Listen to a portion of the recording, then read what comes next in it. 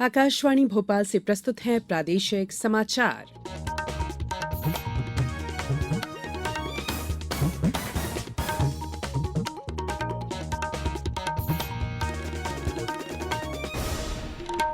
नमस्कार, समाचारों के साथ मैं संयुक्ता बैनर्जी। सबसे पहले इस बुलेटिन के मुख्य समाचार।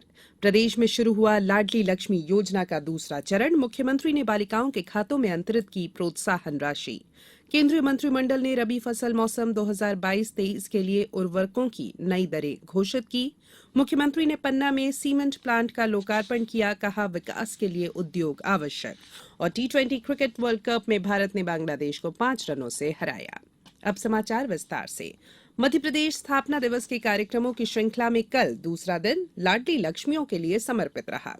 मुख्यमंत्री शिवराज सिंह चौहान ने भोपाल के रविन्द्र भवन में लाडली लक्ष्मी योजना के दूसरे चरण को लागू किया। समारोह में लाडली बालिकाओं को उच्च शिक्षा के लिए पहली किस्त 12,500 रुपए की प्रोत्साहन राशि का वितरण किया गया। उल्लेखनीय है कि लाडली लक्ष्मी योजना 2.0 में लाडली लक्ष्मी बालिकाओं को उच्च शिक्षा के लिए 2 किस्तों में 25,000 रुपए की प्रोत्साहन राशि देने का प्रावधान किया गया है। मध्यप्रदेश राज्य स्थापना दिवस कार्यक्रमों की श्रृंखला में मुख्यमंत्री ने कल भोपाल में तात्या टोपे नगर स्टेडियम में उसके पीछे विकसित लाडली लक्ष्मी वाटिका में लाडली बेटियों के साथ पौधे रोपे। गौरतलब है कि प्रदेश के सभी जिलों में लाडली लक्ष्मी वाटिकाएं विकसित की जा रही हैं। इसे एक पार्क लाडली लक्ष्मी बेटियों के नाम दिया गया है। इसके साथ ही मुख्यमंत्री ने लाडली लक्ष्मी पथ का लोकार्पण भी किया। अब राजधानी भोपाल के भारत माता चौराहे से पॉलिटेक्निक चौराहे तक का मार्ग लाडली लक्ष्मी पथ के रूप में जाना जाएगा। केंद्रीय मंत्रिमंडल ने रबी फसल मौसम 2022-23 के लिए उर्वरकों की नई दरें घोषित की हैं। फॉस्फेटिक और पोटेशिक उर्वरकों पर पोषण आधारित सब्सिडी की नई दरें मंजूर की गई है। नाइट्रोजन के लिए 98 रुपए से कुछ अधिक, फॉस्फोरस 66 रुपए 93 पैसे, पोटाश 23 रुपए 65 पैसे और सल्फर के लिए 6 रुपए 12 पैसे प्रति किलोग्राम दर तय की गई है। नई दरें पिछले महीने की 1 तारीख से लागू हो गई हैं और अगले साल 31 मार्च तक प्रभावी रहेंगी। प्रधानमंत्री नरेंद्र मोदी की अध्यक्षता में हुई मंत्रिमंडल की बैठक में उर्वरकों के लिए 51,875 करोड़ रुपए की सब्सिडी मंजूर की गई है। प्रधानमंत्री जन औषधि परियोजना के तहत पिछले 8 सालों में बिक्री में 100 गुना से अधिक की वृद्धि हुई है। स्वास्थ्य और परिवार कल्याण मंत्री डॉक्टर मनसुख मांडविया ने ये जानकारी दी है। उन्होंने कहा है कि परियोजना के तहत दवाओं की बिक्री 2014-15 में 7 करोड़ रुपए से बढ़कर 2021-22 में लगभग 894 करोड़ रुपए हो गई है। एक ट्वीट में डॉक्टर मांडविया ने कहा कि दवाओं की बिक्री ने नई ऊंचाइयों को प्राप्त किया है। इस परियोजना में सभी को गुणवत्तापूर्ण और सस्ती दवाएं उपलब्ध कराई गई है, जिससे स्वास्थ्य सेवा के क्षेत्र में क्रांति आई है। मुख्यमंत्री शिवराज सिंह चौहान ने कहा है कि मुख्यमंत्री जन सेवा अभियान के सकारात्मक परिणाम आए हैं। विभिन्न जन कल्याणकारी योजनाओं के लिए अब तक लगभग 88 लाख पात्र हितग्राहियों को चिन्हित किया गया है। योजनाओं में 100% सैचुरेशन के लिए कुछ समय बाद घर घर संपर्क का अभियान चलाया जाएगा। इस अभियान में शासकीय मशीनरी के साथ जनप्रतिनिधि भी सक्रिय रूप से भाग लें। मुख्यमंत्री श्री चौहान मंत्रिपरिषद के सदस्यों से मध्यप्रदेश स्थापना दिवस कार्यक्रम श्रृंखला में संचालित होने वाली गतिविधियों के संबंध में निवास कार्यालय से वर्चुअली संवाद कर रहे थे। मुख्यमंत्री ने कहा कि मंत्रीगण अपने प्रभार के जिलों में स्थापना दिवस से संबंधित गतिविधियों में जन भागीदारी को अधिक से अधिक प्रोत्साहित करें और 7 नवंबर को होने वाली जिला स्तरीय कार्यक्रम और पुरस्कार वितरण समारोह उत्साह और आनंद के साथ किए जाए। मुख्यमंत्री श्री चौहान ने जिलों में उर्वरक वितरण व्यवस्था की सतत समीक्षा करने के निर्देश भी दिए।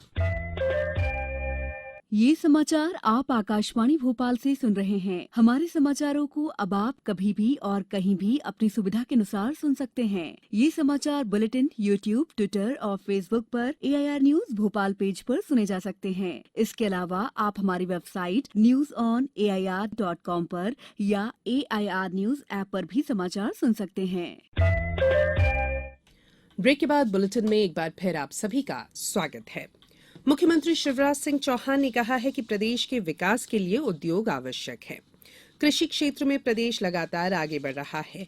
गेहूं के उत्पादन में भी प्रदेश देश में नंबर 1 हो गया है। उन्होंने कहा कि सरकार कृषि क्षेत्र में हर सुविधाएं उपलब्ध करा रही है।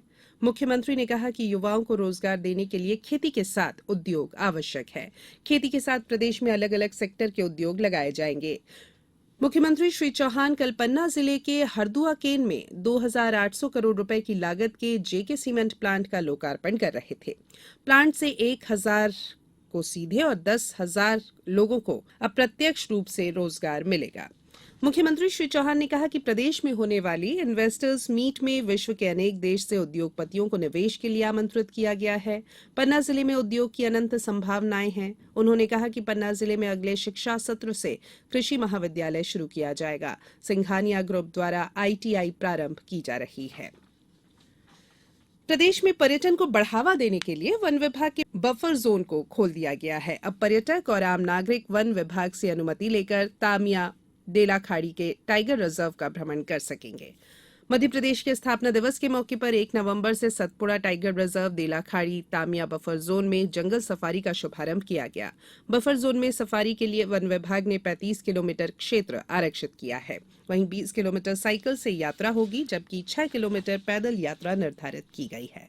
अधिकारियों ने कहा है कि बफर जोन का पर्यटक और आम नागरिक नियमानुसार अधिकृत रूप से सफर कर सकेंगे।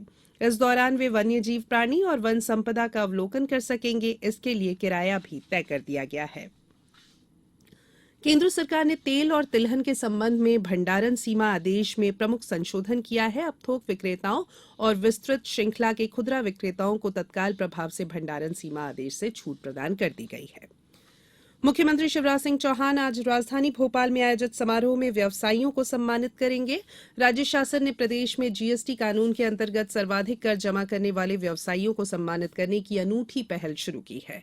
इसमें वर्ष 2020-21 और 2021-22 में सबसे ज्यादा कर जमा करने वाले व्यवसायियों को भामाशाह पुरस्कार से सम्मानित किया जाएगा। गौरतलब है कि भामाशाह पुरस्कार की स्थापना का उद्देश्य मध्यप्रदेश में माल और सेवा कर अधिनियम के प्रावधानों में करदाताओं द्वारा जमा राज्य GST की राशि और IGST सेटलमेंट से राज्य को प्राप्त कर राशि के आधार पर सर्वाधिक कर राशि जमा करने वाले सप्लायर को प्रोत्साहित करना है। बात करेंगे क्रिकेट की। T20 वर्ल्ड कप में कल हुए मुकाबले में भारत ने बांग्लादेश को 5 रन से हरा दिया। बांग्लादेश के कप्तान शाकिब उल हसन ने टॉस जीता और टीम इंडिया को पहले बल्लेबाजी का मौका दिया। लोकेश राहुल, विराट कोहली के अर्धशतक और सूर्या की बेहतरीन पारी के मदद से भारत ने 20 ओवर में 6 विकेट खोकर 184 रन बनाए। जवाब में बांग्लादेश के ओपनर लिटन दास ने जबरदस्त शुरुआत की। बारिश शुरू होने के पहले बांग्लादेश ने 7 ओवर में 66 रन बनाए थे और उसका कोई विकेट नहीं गिरा था। बारिश रुकने के बाद बांग्लादेश को डकवर्थ लुइस नियम के तहत 16 ओवर में 151 रन का रिवाइज्ड टारगेट मिला। यहीं से भारत ने वापसी करते हुए खेल पलट दिया और बांग्लादेश हार गई। अब कुछ समाचार संक्षेप में। डिंडौरी में केंद्रीय इस्पात और ग्रामीण विकास राज्य मंत्री फग्गन सिंह कुलस्ते ने लाडली लक्ष्मी वाटिका के लोकार्पण कार्यक्रम को वर्चुअली संबोधित किया। छतरपुर जिले में लाडली लक्ष्मी के कार्यक्रम शहर के ऑडिटोरियम में हुए। इस आयोजन में छतरपुर जिले की 51 बालिकाएं लाभान्वित हुई। संविधान निर्माण समिति के सदस्य और प्रदेश के पूर्व मुख्यमंत्री पंडित भगवंत राव मंडलोई की 45वीं पुण्यतिथि कल खंडवा के घंटाघर स्थित उद्यान में प्रतिमा स्थल पर पुष्पांजलि सभा के साथ मनाई जाएगी।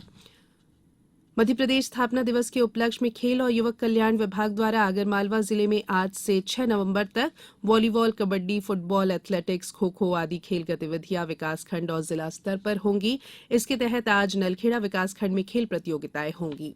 मंदसौर जिला प्रशासन की टीम ने बुधवार को कार्रवाई करते हुए राम जानकी मंदिर की करीब 100 बीघा जमीन को अतिक्रमण मुक्त कराया है। अंत में बुलेटिन के मुख्य समाचार एक बार फिर।